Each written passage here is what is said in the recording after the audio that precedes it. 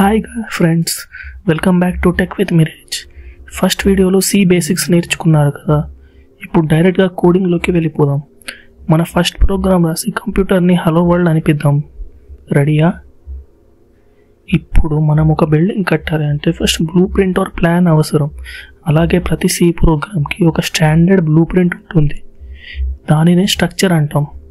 ఈ స్ట్రక్చర్లో 3 main parts ఉంటాయి. First part the header file. మన ప్రోగ్రామ్కి లైబ్రరీ అవసరం. #include stdio.h అంటే స్టాండర్డ్ ఇన్పుట్ అవుట్పుట్ లైబ్రరీని ఇంక్లూడ్ చేయమని కంప్యూటర్కి చెప్తున్నాం. ఎగ్జాంపుల్, మనం బిర్యానీ చేయాలంటే ఫస్ట్ ఇంగ్రీడియంట్స్ రైస్ మసాలా తీసుకుంటాం కదా. అలాగే కంప్యూటర్లో ఏమైనా ప్రింట్ చేయాలంటే ఆ ప్రింటింగ్ టూల్స్ ఈ లైబ్రరీలో ఉంటాయి. సెకండ్ పార్ట్ ఇంట్ మెయిన్. ఇది మన ప్రోగ్రామ్కి స్టార్టింగ్ పాయింట్, ప్రిన్సిపల్ ఆఫీస్ లాంటిది. ప్రోగ్రామ్ రన్ అవ్వడం మెయిన్ నుంచి స్టార్ట్ అవ్వాలి. ఇంట్ అంటే ఈ ప్రోగ్రామ్ ఫినిష్ అయ్యాక 0 అనే వాల్యూని రిటర్న్ చేస్తుంది అని మీనింగ్. ప్రతి సి ప్రోగ్రామ్ మెయిన్ ఫంక్షన్తోనే స్టార్ట్ అవ్వాలి.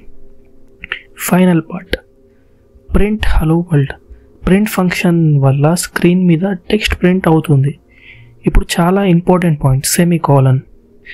ఇది మన సెంటెన్స్లో ఫుల్ స్టాప్ లాగా. ప్రతి స్టేట్మెంట్ లైన్ చివర సెమీకోలన్ ఉంటే ఆ లైన్ కంప్లీట్ అయిందని కంప్యూటర్కి తెలుస్తుంది. ఇది మర్చిపోకండి. మన హలో వరల్డ్ ప్రోగ్రామ్ రెడీ. కోడ్ని రన్ చేస్తే అవుట్పుట్లో హలో వరల్డ్ అని సక్సెస్. చూశారు కదా, ప్రోగ్రామింగ్ అంతా ఈజీ.